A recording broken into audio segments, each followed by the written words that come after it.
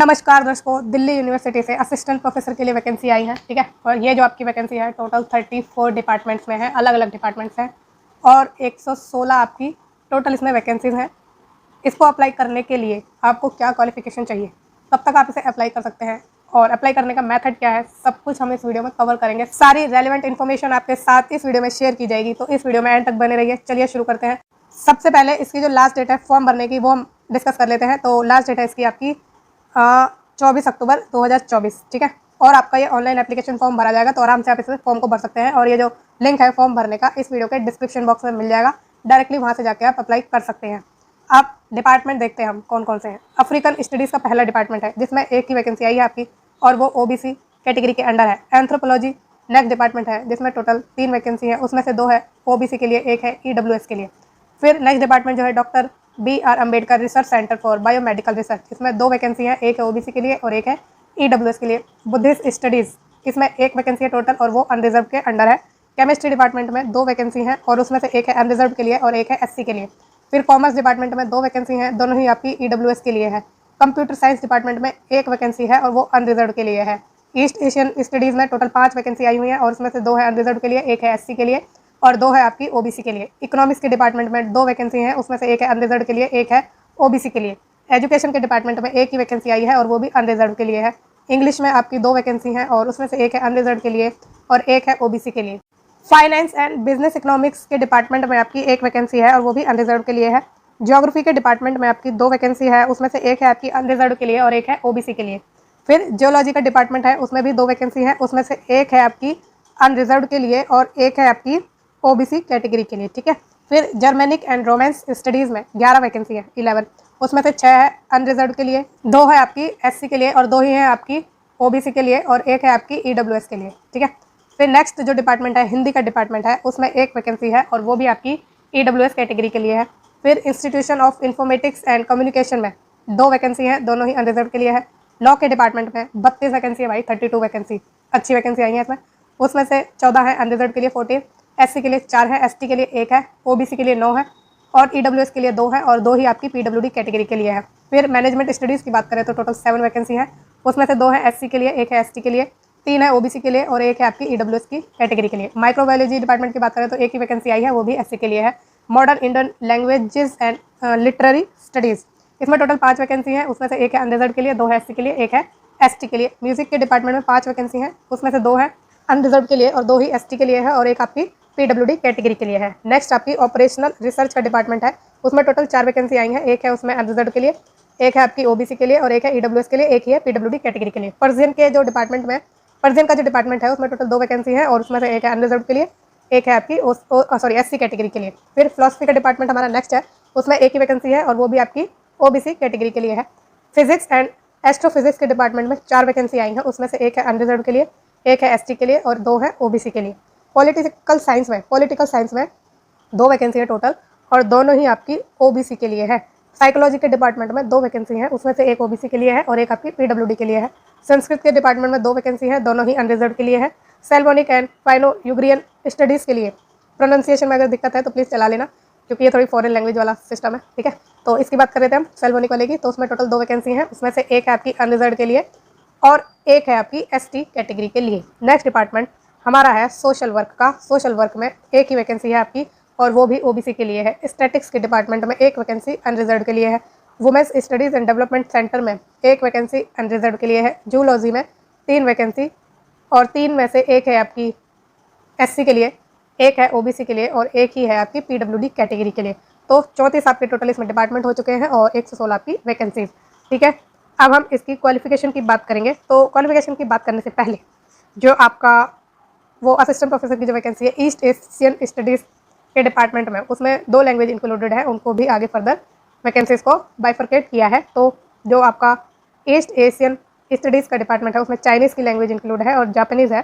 तो उसमें जो 2 वैकेंसी है चाइनीज़ के लिए और उसमें से एक है अनरिजर्व के लिए और एक है ओबीसी के लिए। जापानीज़ की लैंग्वेज में 3 वैकेंसी है, उसमें अनरिजर्व के लिए 1 है, SC के लिए 1 है और ओबीसी के लिए 1 है। जर्मनिक एंड रोमांस स्टडीज़ में फ्रेंच की लैंग्वेज इंक्लूडेड है, जर्मन की लैंग्वेज है, इटालियन की है, पोर्तुगीज़ की है। फ्रेंच का जो लैंग्वेज है उसमें 2 वैकेंसी आपके लिए है और उसमें से एक है ओबीसी के लिए, एक है ईडब्ल्यूएस के लिए। जर्मन लैंग्वेज में 6 वैकेंसी है अनरिजर्व के लिए, जिसमें से 4 है, SC के लिए 1 है ओबीसी के लिए भी एक है। इटालियन की लैंग्वेज में 2 वैकेंसी हैं, उसमें से एक अनरिजर्व्ड के लिए है, एक एससी के लिए है। पोर्तुगीज़ में एक ही वैकेंसी है और वो अनरिजर्व्ड को दे दी गई है। फिर मॉडर्न इंडियन लैंग्वेजेस की बात करें तो उसमें बंगाली इंक्लूडेड है, मलयालम है, मणिपुरी है, उड़िया है। तो बंगाली में 2 वैकेंसी है, पीडब्ल्यूडी के लिए दी गई है उसमें से एक, और एक एससी को दी गई है। मलयालम में एक एससी के लिए है, एक ही है इसमें जो कि एससी के लिए है।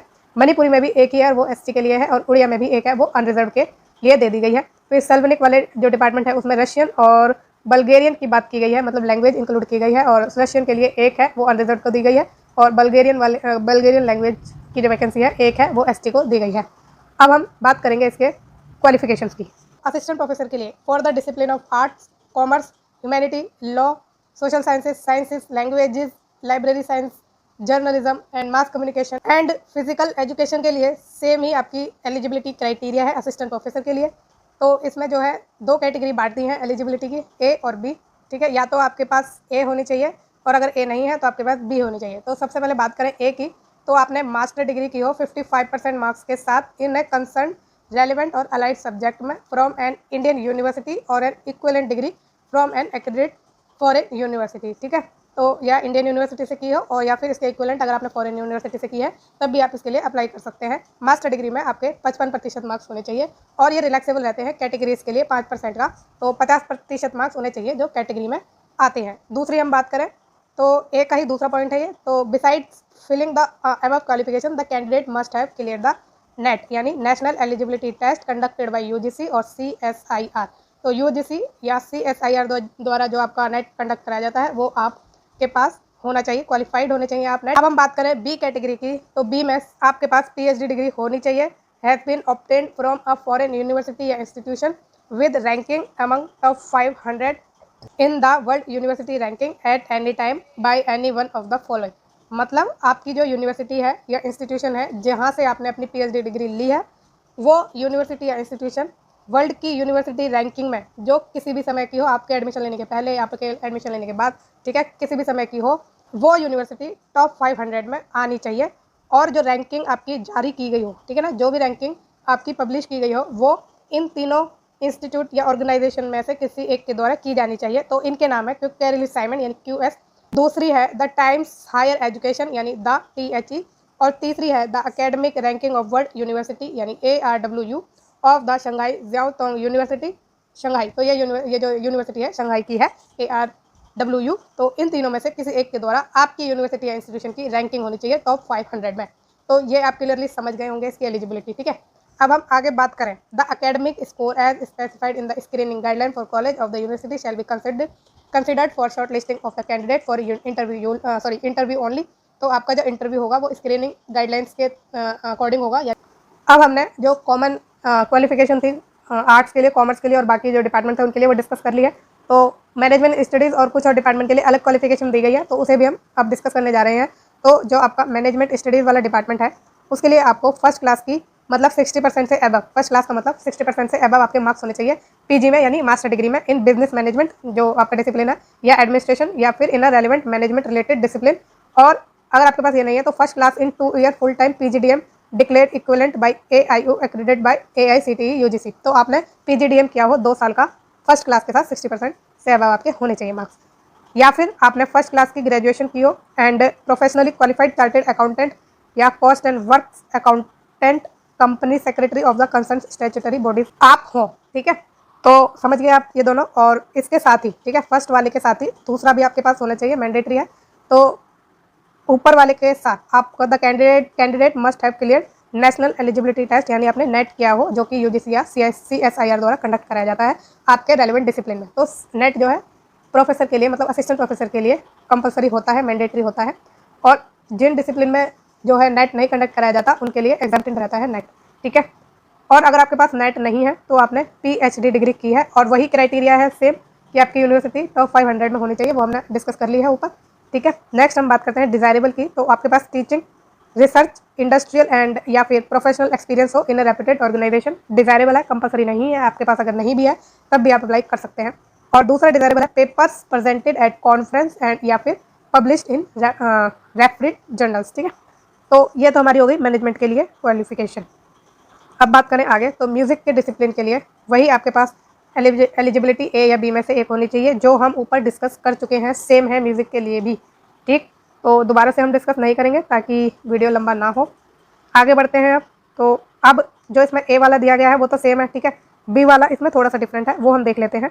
ए ट्रेडिशनल और professional artist with highly recommendable professional achievement in the subject concerned having a bachelor degree who has studied under a noted reputed traditional masters artist। फिर दूसरा है been A grade artist of AIR या दूरदर्शन। तीसरा है the ability to explain with logical reasoning the subject concern. And चौथा है adequate knowledge to teach theory and with illustration in the discipline concern. तो आपके पास ए या बी में से होनी चाहिए। ए तो आपकी ऊपर जैसे सेम है, ठीक है, मतलब कि आपने मास्टर डिग्री ली हो 55% के साथ और नेट किया हो, या फिर PhD हो जिसमें आपके टॉप 500 यूनिवर्सिटी आती है जिसमें आप पढ़े हुए हैं। तो समझ गए आपकी क्वालिफिकेशन भी, कोई डाउट तो नहीं है। इसमें 5% का रिलैक्सेशन है कैटेगरी के लिए, ठीक है। आगे हम बात करते हैं। तो एजुकेशन की जो आपका डिपार्टमेंट है, डिसिप्लिन है, उसमें पोस्ट ग्रेजुएशन की डिग्री हो आपकी 55% मार्क्स के साथ in the discipline relevant to the area of specialisation. फिर post graduation in education MEd या MA एजुकेशन विद मिनिमम 55%। तो आपने पोस्ट ग्रेजुएशन की डिग्री ली हो 55% मार्क्स के साथ और पोस्ट ग्रेजुएशन की डिग्री ली हो MEd या MA एजुकेशन जिसमें आपके 55% मार्क्स होने चाहिए, दोनों आपके लिए कंपलसरी है। अब मैं आपको एक इंपॉर्टेंट बात बता दूं इसमें कि द नेट यानी national eligibility test shall be in education for those position where MEd is requirement. जहाँ पर MEd मांगी गई है उसमें आपका जो नेट हो वो एजुकेशन में होना चाहिए, और for those which do not require MEd, और जहाँ पर MEd नहीं मांगा गया है, net shell be in the subject concern. तो नेट उस सब्जेक्ट कंसर्न में होना चाहिए जिसमें आपने करा हो डिसिप्लिन में, ठीक है। फिर हम आगे बात करें तो वही PhD वाला, अगर आपके पास ये वाली क्वालिफिकेशन नहीं है, ये जो दी गई है, ठीक है, ये क्वालिफिकेशन नहीं है, तो आपके पास सिंपली ये होना चाहिए PhD, वही वाला क्राइटेरिया, टॉप 500 की यूनिवर्सिटी में आपकी इंस्टीट्यूशन या यूनिवर्सिटी आनी चाहिए, ठीक।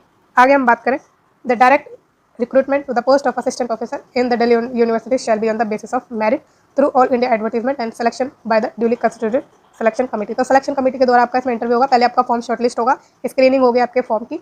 जब आप फॉर्म भरेंगे आपका, सुनो एक बात मैं बता दूं, जब आप फॉर्म भरेंगे तो आपका एक डैशबोर्ड बन जाएगा। उस डैशबोर्ड में आपकी सारी इन्फॉर्मेशन होगी कि आपका फॉर्म सबमिट हो गया है, स्क्रीनिंग टेस्ट चल रहा है, आपका फॉर्म शॉर्टलिस्ट हो गया, सारी चीज़ें उसमें आ जाएगी।